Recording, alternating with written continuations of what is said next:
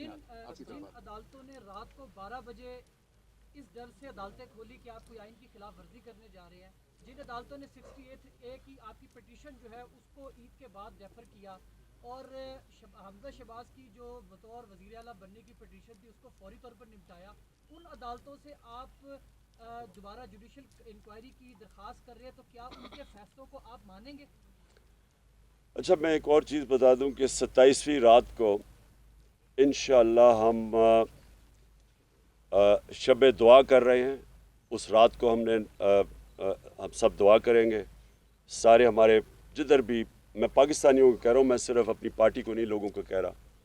और इसलिए हम करेंगे कि ये हकीकी आज़ादी की जो हमारी मार्च है इसको अल्लाह कामयाब करे। मैं जो आपका सवाल है, देखें, हमें अपनी अदालतों को और अपनी अदलिया को मजबूत करना चाहिए, हमें इनके अंदर कॉन्फिडेंस रखना चाहिए। अवाम जो होती है, अवाम भी एक बहुत बड़ा प्रेशर होता है अमर बिल मारूफ का।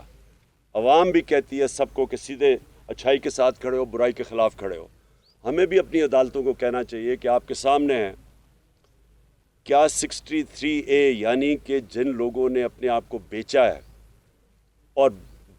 बेशर्मी से बेचे हैं और जिन्होंने अपने हलकों से और जमहूरियत से गद्दारी की है, क्या इनके लिए